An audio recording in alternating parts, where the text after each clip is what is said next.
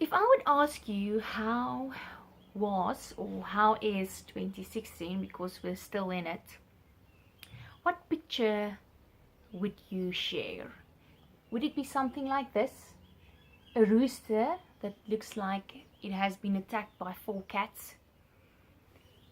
Or would it be a picture of someone laying on a beach with a cocktail, having a great time?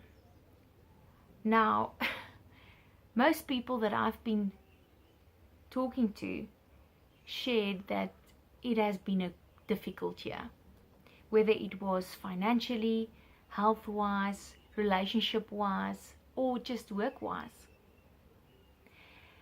Now, everyone is going through a difficult time at least once in their lives.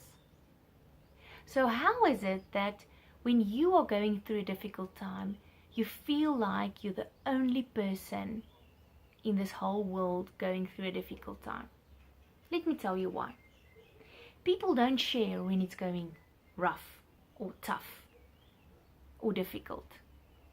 We share when things are going smooth, when things are great. And one of the reasons is we feel embarrassed by the circumstances or the situation. But reality is that things happen, life happens. Now, one of the reasons why I started this vlog was to share some of the stuff that's going on in my life, and if I could mean something to someone, it's worth it. People out there need to know that they are not alone when they're going through a difficult time.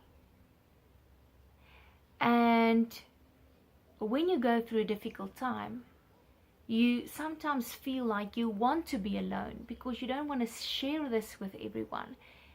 But it's when you really need someone, even if it's just one person that you can talk to, or one person that can listen to you.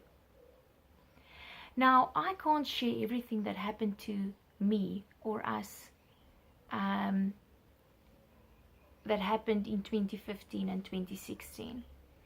But if I would have highlighted 2 things that was very traumatic in my life this past 2 years, it would have been when I was admitted to a state hospital, and I felt very embarrassed because I was one of those people who would have been very judgmental when I hear that someone don't have a medical aid, because I would have said that, or think at least, how could you be so irresponsible? You need to have medical aid. And today we have medical aid because I think it's really a priority to have medical aid. But if you're in a situation where you really can't pay your medical aid, what do you do? What do you do? Then food on the table is more important than having medical aid. So for me, being in a state hospital was very embarrassing. But I look back and I see the good or the positive that came out of it. Because for once, I've met so many people that couldn't afford or can't afford to go to a private hospital, or who don't have a medical aid. And instead of being judgmental, I could have really understand what they're going through and have empathy and help them deal with everything that they feel and worry about of going there, because I've literally been there. So that's the one thing that happened in my life. Then a lot of other stuff happened. But the other thing that I wanted to share today was when I was hospitalized in July this year. I had the third seizure in a year, and my husband took me to the hospital and they've stabilized me. Long story short, when I went back the next day, because I was in excruciating pain, they've given me 3 dosage of morphine, and when I said, don't you have anything stronger, I could see the doctors started to worry. And they've sent me for an MRI. And when I came out of the tunnel, the doctor asked me when did the accident happen, the motor accident. And I said I wasn't in an accident.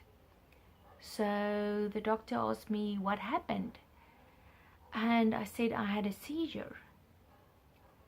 And when she asked me from where did I fall or fell, I had to tell her, and I was very embarrassed.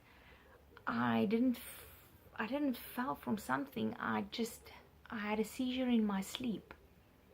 Now, that moment when I had to tell her that, I felt so embarrassed, because the reason why I had the seizure was also embarrassing, because it was my body not coping with what was going on in my life. I wasn't sleeping. I had so much stress, and my body just was in a total burnout.